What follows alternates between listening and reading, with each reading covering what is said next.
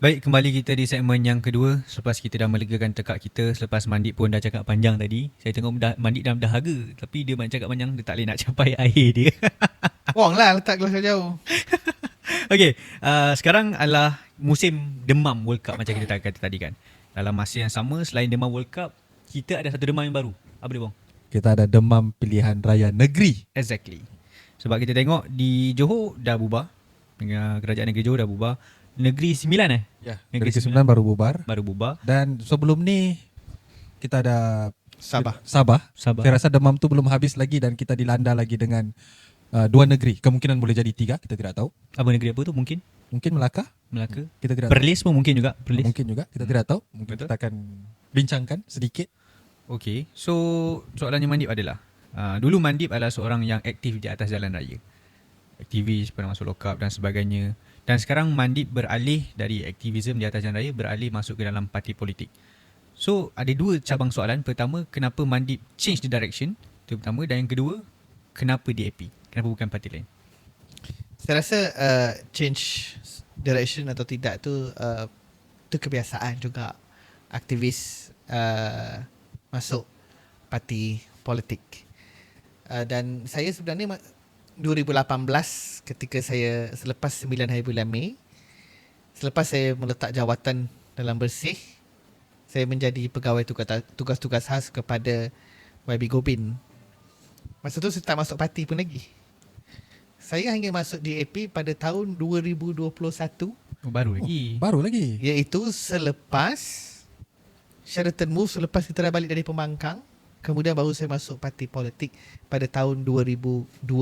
Jadi semasa Satu. PH 1.0 Mandip Saya belum ahli lagi. bukannya ahli parti. Oh, dan tu freelance lah senang kata. Saya bukannya orang NGO. Saya letak jawatan semua dalam NGO. Masa tu kalau tak silap saya, sekarang ni masa tu kita panggil tu Demi Malaysia. Demi Malaysia tu kemudian Liga, sekarang ni Lima Demokratik Rakyat kan. Itu Liga Pemuda rasanya. Masa tu saya timbalan pengerusi bersama dengan Mukmin ataupun Anis Syafiqah, saya tak ingat. Saya ingin masuk parti politik pada tahun 2021. Dan kenapa DAP? Bagi saya, mungkin saya lebih serasi ataupun saya lebih mengenali DAP, walaupun suatu ketika dulu kawan-kawan ramai di dalam PKR. Kalau biasanya orang tengok aktivis ni, kebiasaannya dia akan berakhir di PKR lah, the next phase dalam aktivisme. Tetapi mungkin saya antara yang beberapa sahaja yang DAP, mungkin sebab mungkin saya masa tu bekerja dengan ahli politik DAP dan lebih mengenali DAP, tapi saya memang minat saya lebih cenderung kepada DAP, bukannya parti muda. Mungkin Yang Peko masuk, yang Amir masuk keluar. Tak Adam pun tak masuk parti muda. tak terkata aku. saya sebenarnya sudah susun soalan seterusnya kan, tapi I didn't expect that to come. Sebab tu senior. Tapi saya rasa tak adil lah. Mandip semua mention Gurau Peko, je lah. Amir. Ya. Wong Kukui muda juga dulu. Muda juga. Tak bergurau. Saya suka mengusik parti muda ni. Sebab saya masih ingat Amir pun ada, Adam Adli pun ada, JJ Dennis pun ada, dan siapa lagi ya? Siapa tak ingat dah. Satu rumah banglo di Bangsa, 3 hari 2 malam membincangkan untuk menubuhkan sebuah parti politik. Tapi itu bukan nama muda lagi lah. Tak ada. Itu bukan parti politik untuk anak-anak muda lah. Dan ironi ni, walaupun saya orang yang pro menubuhkan sebuah parti politik, tapi akhirnya saya JJ dengan Ulia membantah. Jangan tubuh. Saya kata parti politik jangan tubuh kat bangsa. Tapi Ulia kan Ulia pejuang, Oh, ya, parti dia pejuang, berpejuang. bersatu pejuang. Macam itulah. Itu sedikit sejarah. Kenapa Tuan Mandip tak bersetuju untuk tubuh parti baru? Bukan, saya kata sebab bagi saya pada ketika itu jangan kita rush. Kita test the market, turun bawah. Saya bagi contoh Parti Amanah, iaitu bila berlaku pertembungan dalam PAS pada 2015 setelah muktamar di Kuala Selangor, Mak Sabu yang kini Presiden Amanah dia tidak menubuhkan parti on the spot. Dia jelajah, dia test the water. Dan saya masa itu saya mengatakan pengalaman saya dalam civil society, dalam bersih, kita ni kuat daripada daripada PJ bangsa ke Changi Assembly Hall. Itu kekuatan kita. Itu kita punya, orang kata ni, kalau dalam parti politik ni, pengundi base kita, voter base kita. Tapi bila keluar tu, kita tak boleh mobilize. Tetapi saya menghormati keputusan yang dibuat untuk menubuhkan parti politik pada ketika itulah. Tapi saya tak masuk dan saya memilih DAP. Okay, faham. Tapi since cerita pasal muda kan, saya ingat lagi pada ketika saya berada di dalam parti muda. Kenapa Wang keluar parti muda? Boleh saya tanya soalan? Kenapa keluar? Mesti tanya soalan. Saya yang kena tanya. Secara jujurnya dan secara surface-nya, jawapan saya adalah saya tidak mempunyai cita-cita politik buat masa sekarang. Saya lebih fokus dengan gerakan masyarakat sivil. Dah ada dan besok juga, tu bagi tahulah saya bagi parti DAP, borang parti DAP. tapi Mandip, yes, since Mandip tanyalah kan, kita mau share dengan Mandip. Asalnya saya mau masuk DAP sebelum wujudnya mudah. Asalnya saya masuk DAP sebab DAP salah satu, bukan salah satu, tapi memang the only party yang the most progressive kalau dilihat. Jadi saya hampir Jadi masuk. kenapa Wong nak turun jalan dari lawan kerajaan bila DAP sebagai daripada kerajaan? Okey. Saya bukannya host, saya panelist. Tapi yang tu saya boleh jawab kemudian ataupun mungkin obsesi. Tapi ya, saya hampir join DAP, tapi kebetulan time tu muda pula yang tengah hype. Jadi saya melihat muda adalah satu parti untuk anak muda. Sebab tu saya masuk parti politik. Dan ketika itu saya menggerakkan kempen untuk membantah pindaan rang undang-undang Parlimen Persekutuan berhubung kewarganegaraan. Jadi adalah saya bersama dengan rakan-rakan parti ketika itu buat protes di depan parlimen, menyerahkan memorandum dan Mandip keluar menunjukkan solidariti dan menerima memorandum tu. Terima kasih Mandip. Saya ingat tu, saya ingat sampai hari ini. Tapi soalan saya Mandip berkenaan dengan Mandip join DAP kan. Adakah disebabkan pandangan political ideology Mandip? Sebab kalau yalah kita kenal berapa tahun dan saya boleh melihat mungkin Mandip boleh bagi tahu kalau pandangan saya silap. Saya melihat Mandip ni ada Mandip seorang yang leftist dalam pandangan ekonomi. Jadi mungkin adakah itu adalah faktor Mandip join DAP sebab ada sebahagian ataupun mungkin lebih daripada separuh dasar-dasar DAP ni lebih kepada bukan sosialis tapi leftist. Bagi saya rasa kalau kita datang daripada dunia aktivisme ini, kita ni selalu pro rakyat, kan? Pro rakyat dari segi hak asasi, ke ekonomi dan sebagainya. Dan kita selalu digolongkan sebagai orang yang kiri, ideologi kiri dan sebagainya lah. Sebab perjuangan melawan ni banyak orang-orang kiri yang melawan. Ya, dan bagi saya DAP ni nak kata parti kiri, bagi saya tak rasa dia parti kiri. Tapi dia lebih kepada social demokrat. Dan center left. Center left itu pandangan saya, walaupun the youth party tu lebih kepada dalam youth tu dipanggil sebagai socialist youth, tapi bagi saya dia tidak kiri yang far left ataupun ultra left, dia macam kita kata center left. Dan prinsip-prinsip yang diketengahkan dan dibawa itu memang pro kepada rakyat, yang center left, yang saya setuju, ya. Dan saya mengatakan bahawa kita tak adalah terlalu extreme left, tidak terlalu extreme right. Sama juga PKR. Saya tak rasa PKR tu parti kanan, right wing dan sebagainya. Dia juga kepada center left dan sebagainya, walaupun ada golongan daripada PRM yang datang seperti Tian Chua dan sebagainya. Tetapi saya rasa itu yang dibawa oleh DAP.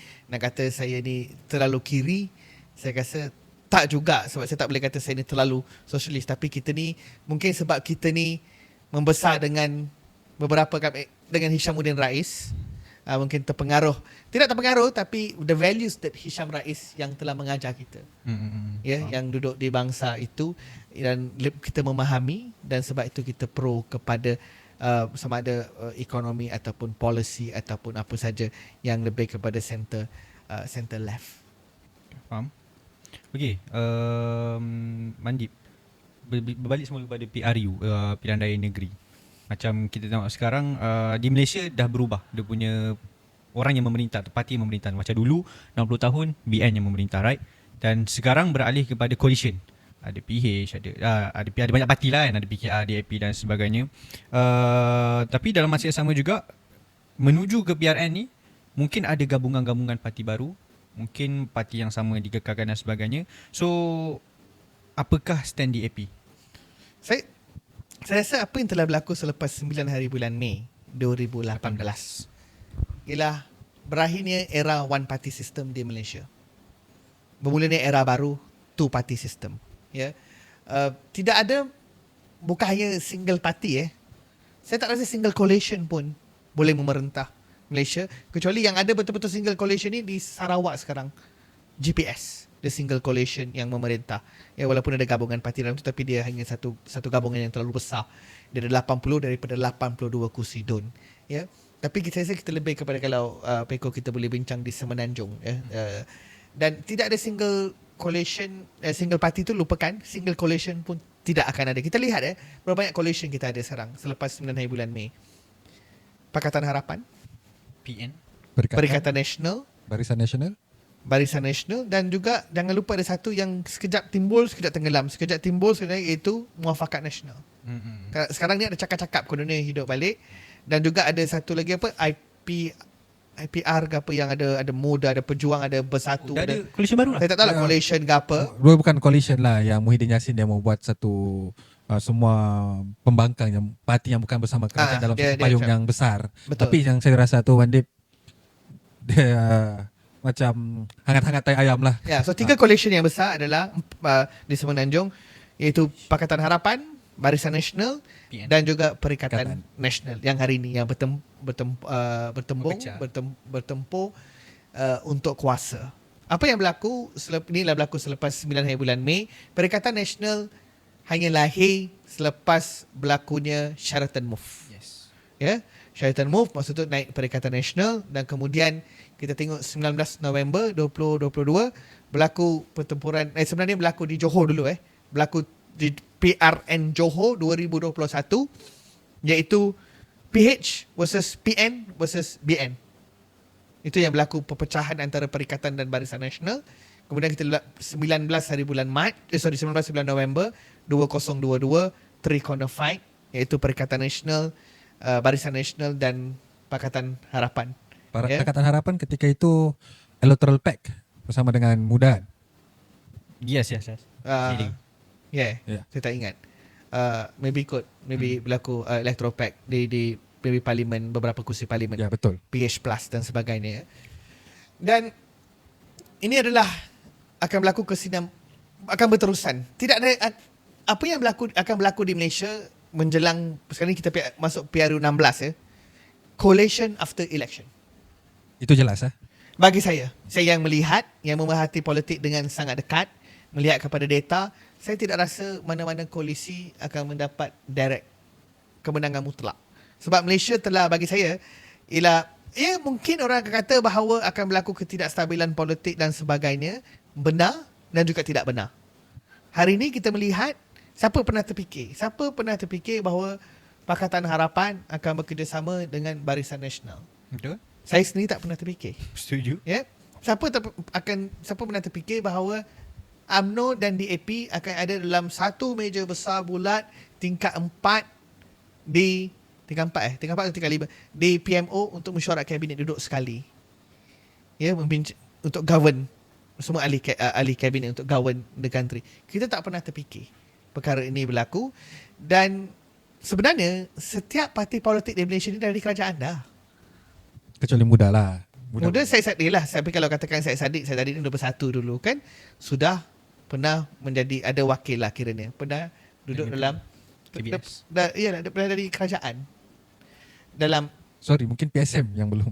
mungkin belum PSM. So, dan ini akan ulang balik.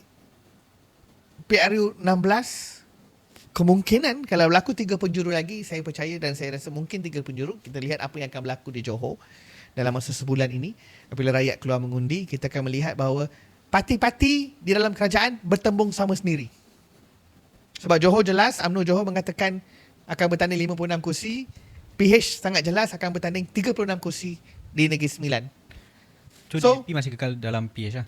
DAP kekal dalam Pakatan Harapan.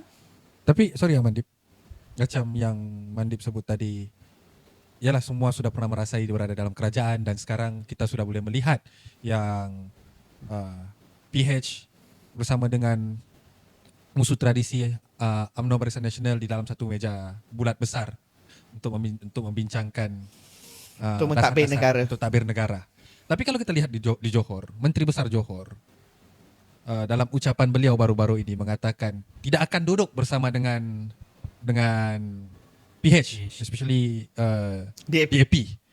Kita masih boleh melihat apa yang BN UMNO ni masih lagi menjual retorik-retorik yang Bukan semua, dia yang semua salah DAP lah. Yeah, exactly. Everything is salah DAP, kita tidak akan bersama dengan DAP untuk meraih undi. undi. Mungkin Saya Nadib rasa- boleh ya.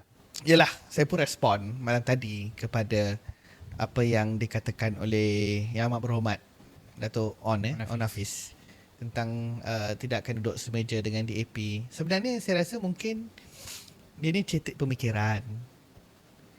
Presiden UMNO ialah Datuk Seri Zahid Hamidi. Duduk bersebelahan dengan Setiausaha Agung DAP Anthony Loke. Sebelah dalam kabinet. Ya. Kadang-kadang kita ni terlalu gairah dalam ceramah, steam, ada beribu orang, kan? Angkat sikit, boom, cakap perkara begini. Bagi saya, apa yang dia cuba sampaikan? Kita tahu UMNO kuat di Johor.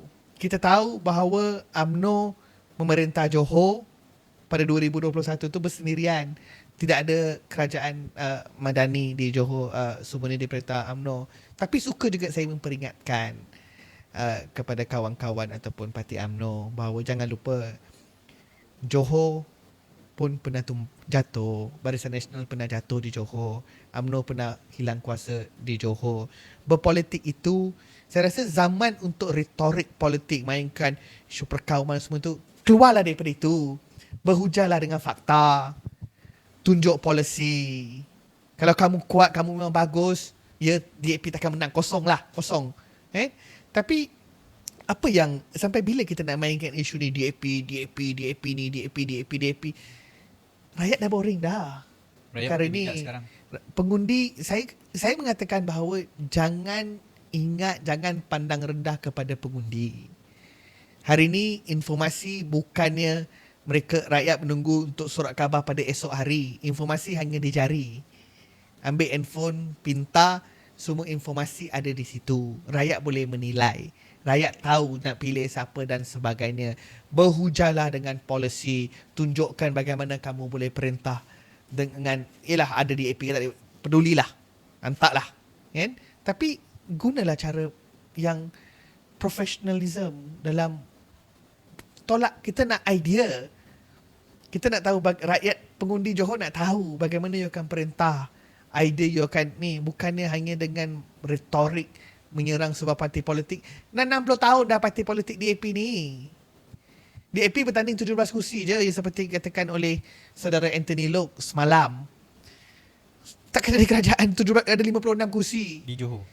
Kursi Johor dia ada 56 kursi don. DAP bertanding 17 je. Kurang daripada separuh. Kalau menang semua pun tidak jadi kerajaan. Tidak ada kerajaan. Dia kena ada gabungan. Dan bagaimana kalau besok UMNO tak cukup bilang dan memerlukan Pakatan Harapan, apa UMNO akan buat? Apa Barisan Nasional akan buat? Dah balik lah. Kita jangan shock mengatakan bahawa kita kuat masa kita boleh buat apa saja. Jangan lupa 19 hari bulan November tidak ada gabungan yang ada majority, dan parti politik terpaksa datang bersama untuk form the government, untuk perintah. Dan ialah maksudnya akhirnya dari 2/3 majority. So bagi saya bahawa politik matang lah. Kita ni dah 2026 nak menuju negara AI 2030, nak bawa Malaysia ke satu tahap yang lain. Tapi balik-balik kita 40 tahun lepas punya cerita. Seperti umur saya pun dah 40 tahun, membesar pun, tapi sampai bila kita nak macam ni. Tunjuklah betapa hebatnya kamu dari segi idea, dari segi policy, ekonomi dan sebagainya. Itu saya merasakan yang itu rakyat mahu dengar. Ketengahkan benda tu dan biar rakyat nilai. Kalau betul rakyat suka kamu, rakyat akan undi, pengundi akan undi kamu. Tak perlu risau. Kalau rakyat nak tolak BN, undi DAP, rakyat akan buat. Kalau rakyat nak tolak DAP, undi BN, rakyat akan buat. Saya tak rasa orang akan jatuh pada retorik lagi lah. Okay, setuju. Alright. So Mandip, bila kita bercerita tentang rakyat, kita tidak akan lari dengan anak muda, betul? So, apakah kita tengok sekarang rakyat anak muda ni boleh katakan kebanyakannya macam dah muak dengan parti politik. Bila dengar dia parti politik, macam malas lah dengar semua sama je kan. So, macam mana kita pandangan Mandip? Saya rasa sebab mungkin kita sedang mengalami ni fatigue, political fatigue. Yalah. Orang tengok undi apa pun akhirnya jadi sama saja. Undi A kadang-kadang dapat B sekali walaupun undi A saja, tapi dapat B sekali. Kadang-kadang undi C tapi dapat A dengan B juga. Bagi saya ini adalah satu proses yang kita kena terima hakikat bahawa akhirnya macam saya katakan tadi bahawa tidak ada absolute winner. Ya. Tapi apa yang kita boleh buat adalah jangan muak, jangan jadi boring dengan politik, jangan gunakan kuasa yang kita ada, iaitu keluar dan mengundi. Keluar dan mengundi membuat pilihlah siapa yang rakyat rasa yang terbaik untuk mewakili suara dia di kawasan tersebut. Supaya kerana mungkin dia tak jadi pemerintah, mungkin dia di pembangkang, tapi suara itu akan didengar, perjuangan ataupun suara kamu tu boleh dibawa ke parlimen. Ya, daripada kita hanya duduk dan tidak buat apa-apa, kita akan komplain. Kita buat, kita cuba, kita push. Kalau contohnya parti tu parti kecil, mungkin hanya bertanding 5 kursi saja, contoh. Tapi mungkin suara dia 5, kalau 5 kursi dia tidak boleh menubuhkan kerajaan. Tapi suara progresif itu, kalau dia bawa agenda progresif, suara progresif itu akan dibawa ke parlimen. Tak kira lah dia kena di pembangkang ataupun dia di kerajaan dan sebagainya, kita tak tahu. Tapi saya rasa hak sebagai seorang pengundi itu jangan sia-siakan. Dan negara ini sedang mengalami satu transformasi, satu journey lah. Satu journey yang kita tidak tahu ke mana kesudahannya. Tapi bagi saya gunakan hak yang kita ada itu. Jangan benarkan orang di sekeliling kita duk komplain tapi kita tidak melakukan apa-apa. Ya, political fatigue itu berlaku di mana-mana saja. Di mana-mana saja. Dan saya tahu anak muda ni memang mereka mahukan cara mereka sendiri. Tapi harus ingat bahawa kalau tidak ada suara yang membawa policy dan sebagainya, sia-sia juga, rugi juga. So, jangan putus asa. Yang kuasa yang kita ada itu di tangan kita ada kuasa di tangan kita. Ya, 5 tahun sekali, mungkin 4 tahun sekali. So, gunakannya. Jangan biarkan orang lain membuat keputusan untuk kita. Kalau ramai-ramai tak nak keluar, tak nak participate dalam pilihan raya, salah satu proses demokrasi, kita akan benarkan orang lain yang punyai agenda yang kita tidak setuju untuk menentukan masa depan anda. Jangan benarkan orang lain yang menentukan masa depan anda. Keluar dan tentukan masa depan anda sendiri. Kalau macam tadi kan, Peko sebut tentang anak muda. Sekarang ada banyak persepsi, Mandip. Persepsi anak muda yang mengatakan bahawa yang bukan hanya sekadar tidak mahu ambil tahu pasal politik, tapi juga tidak mahu menyertai medan politik itu sendiri. Sebagai contoh, mereka akan mengatakan yang tidak mahulah masuk parti politik nanti, sebab kalau masuk parti politik bukan yang kita boleh buat perubahan pun. Sistem dalam parti politik tu yang mengubah kami. Jadi mereka memilih untuk tidak maulah join. Jadi tapi kalau saya lihat pula, ada betulnya, ada juga tidak. Ada yang kawan-kawan yang kita kenal masuk, mungkin pandangan saya mereka sudah diubah oleh sistem. Tapi ada juga seperti Mandip sendiri yang masih sama dengan Mandip yang saya kenal sebelum bersama dengan kerajaan. Dan sistem tu tidak pernah pun mengubah pendirian Mandip. Mungkin kita ada yang kita berbeza pendapat, tapi pendirian Mandip tidak pernah berubah sekalipun biarpun sudah bersama dengan kerajaan? Mungkin Mandip boleh share sedikitlah kepada penonton-penonton anak muda. Saya rasa hari ni ialah tentang kuasa itu bukannya selama-lamanya. Kuasa itu sementara saja. Dan apa yang kita lakukan hari ini adalah di mana kita berada hari ini adalah dari mana datangnya kita. Dan soal ada kuasa, kita berjuang, saya ketika dalam aktivisme macam-macam saya perjuangkan bersama kawan-kawan. Kebebasan bersuara, kebebasan berhimpun dan sebagainya. Jadi bila diberi peluang untuk menjadi sebahagian daripada kerajaan, saya menggunakan apa saja, nak kata pengaruh tu tidak. Saya tak tahulah pengaruh tu perkataan yang betul atau tidak. Tapi menggunakan ruang-ruang yang saya ada untuk melakukan reformasi institusi dan sebagainya. Saya bukan menteri kabinet, tapi saya bekerja dengan seorang menteri kabinet yang mempunyai pemikiran yang sangat progresif juga. Wong kenal saudara Gobin. Ya. Ya garang lah juga. Jadi saya menggunakan peluang ini juga untuk memastikan, untuk push agenda reform. Dan bagi saya, kita tak perlu berubah hanya kerana kita berada di dalam tampuk Kekuasaan. kuasa. Saya menulis artikel. Kadang-kadang menulis artikel ni membuat orang tak senang hati dalam kerajaan. Tapi bagi saya, inilah cara baru mungkin dalam kita memerintah. Zaman bahawa apa saja yang dikatakan oleh pemimpin, kamu di bawah harus ikut, setuju. Saya rasa tidak, sudah berubah. Kita kena hidup dalam cara sebegini. Dan yalah, ada yang saya tidak setuju, saya suarakan. Dan saya bukannya menyuarakan benda yang tidak masuk akal. Saya menyuarakan perkara atas prinsip demokrasi, prinsip yang saya percaya dan pegangan saya. Ya, itu yang saya suarakan. Saya tidak, zaman saya rasa yang parti pemerintah, kalau kamu dalam parti pemerintah kamu kena diam, kena terima, sudah berakhir. Sudah berakhir. Dan saya rasa ini adalah, you can be inside the government and you also can speak up against your government.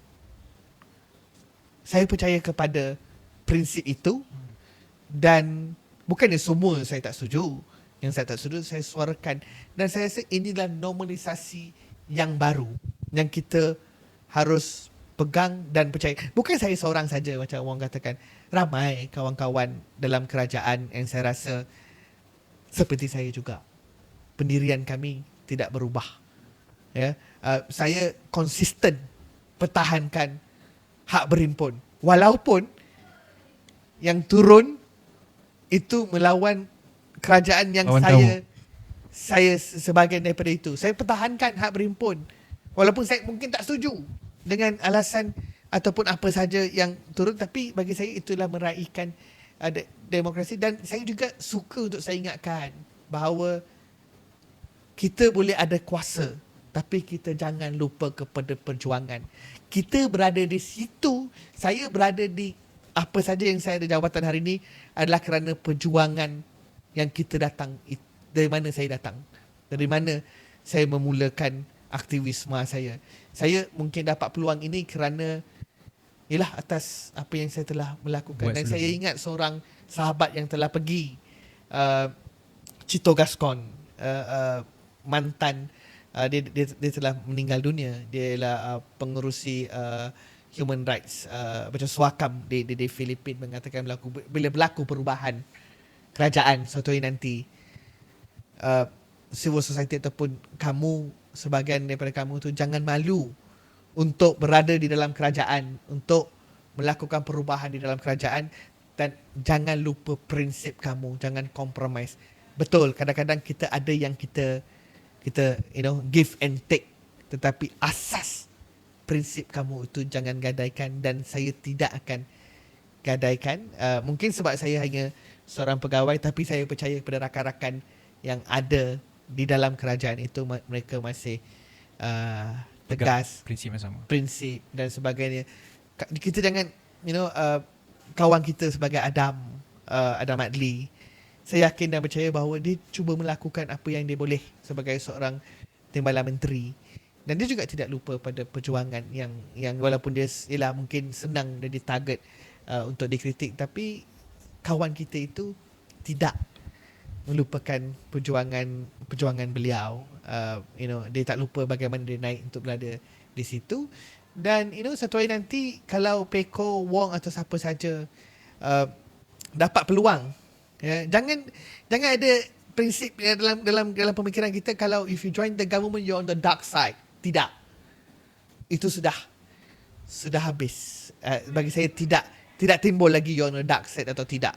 We are all on the same side. Saya boleh, kawan-kawan saya NGO, saya masih ada program NGO, masa Peko dan siapa Hamdin ditahan di Dangwangi, saya ada di luar Dangwangi, dan saya rasa itu adalah norma baru, a new norm dalam politics, dan bagi saya ini adalah satu yang matang dan bagus dan kekalkan, dan harap hari ini saya dalam kerajaan, mungkin besok Peko dan Wong akan menyertai parti politik semula, dan mungkin parti kamu akan perintah satu hari nanti, dan saya harap jangan lupa prinsip ini. Kuasa akan datang dan pergi, dan kuasa tidak akan kekal selama-lamanya. Weh, saya rasa macam Itulah. motivasi ya. Saya rasa macam yang ini satu tamparan yang besar Ya. lah kan. Bukan untuk kepada semua anak muda yang di luar sana yang beranggapan bahawa yang asal join parti politik is a dark side, asal join parti politik tidak maulah nanti kami yang diubah, bukan kami yang mengubah. Tu, saya rasa tadi macam abang-abang, ayah-ayah yang bagi motivasi kan. Kita macam, ya bang, baik bang. Tapi yalah, saya sangat setuju lah. Yalah, betul lah. Bukan, mungkin ada betulnya juga. Mungkin secara luarannya ada ramai orang lihat yang dia telah diubah, tapi mungkin di dalam, sebab Mandip di dalam bersama kerajaan Mandip Kadang-kadang melihat berada di dalam ni lebih susah banding berada di luar. Saya mengatakan bahawa di luar ni senang, sebab menghentam siap kan. hentam dan sebagainya, kritik dan sebagainya. Di dalam ini bukan senang, tapi tidak begitu susah juga kalau kita mahu melakukan kebaikan. Betul, itu saya setuju Mandip. Okey Mandip, kita pun dah sampai di penghujung session. Mungkin kita episod. boleh tanya. Saya ada soalan panas yang mau tanya kepada Ada soalan Mandip panas. sebelum Okey. kita tutup. Adakah kau ada soalan dulu? Adakah soalan tu sama? Saya tidak tahu sebab kita tidak set tadi. Ini soalan Okey, kalau orang ada boleh tanya, kalau sama saya tak tanya dah. Silakan.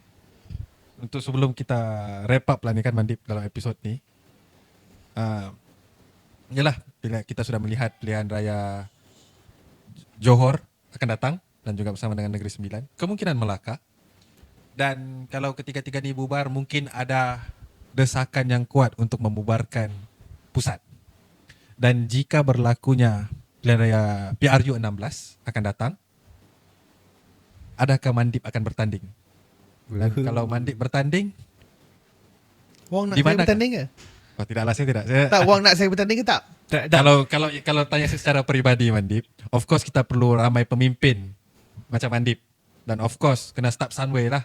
Which is Mandip kena start somewhere pergi bertanding untuk menunjukkan bahawa yang tidak semuanya anak muda ataupun individu masuk dalam parti politik diubah oleh sistem. Ke sebenarnya Wong nak Mandip bertanding, nak jadi pegawai. Mandip Oh, saya. tidak, saya akan kekal di sini bersama dengan rakan-rakan untuk mengkritik Mandip yang berada di atas nanti. Kan, tapi ya itu, kalau Mandip bertanding, adakah Mandip Saya di mana? soal bertanding tak bertanding, Wong, Peko sama-sama pernah datang daripada parti politik dalam sistem itu. Mungkin jawapan yang saya berikan ni memang orang kata ada typical answer from a member of a political party. Jikalau saya diberikan peluang untuk berkhidmat, saya bersedia mengambil Tanggungjawab. cabaran tersebut. Dan jika parti merasakan bahawa sudah tiba masa saya boleh ke hadapan, saya akan mengambil cabaran itu dan cuba untuk melakukan yang terbaik. Kerana yalah, kita datang dari parti politik, kita ada disiplin parti. Ya, soal buat kerja dan sebagainya, saya pernah buat kerja di lapangan. Rasa kawan-kawan pun semua tahu. Tapi mungkin pada ketika itu Peko pernah bantu saya juga. Mungkin masa tu mungkin belum ada rezeki. Tapi kalau ada, saya harap Wong akan datang membantu. Mungkin boleh buat podcast 24 jam. Saya tak tahu. Tak, tapi Mungkin boleh jadi pacar lah, jadi pacar untuk Mandip kan. Jikalau diberi peluang, saya bersedia berkhidmat. Okey Mandip, last lah sebelum kita tutup. Di dalam kerajaan Madani sekarang, adakah kita sebagai rakyat bebas untuk berhimpun dan bersuara? Saya rasa aksi-aksi yang telah dilakukan sejak Madani memerintah, jelas menunjukkan bahawa ruang demokrasi itu terbuka, luas. Zaman tak boleh masuk dataran merdeka itu sudah boleh masuk dataran merdeka ataupun in vicinity of dataran merdeka. Soal water cannon sudah tidak ada lagi. Soal mereman ataupun direman sebelum atau selepas himpunan pun tidak ada lagi, walaupun saya tahu yang mungkin masih ada sikit-sikit sahaja masa ditahan protes Azam Baki dan sebagainya.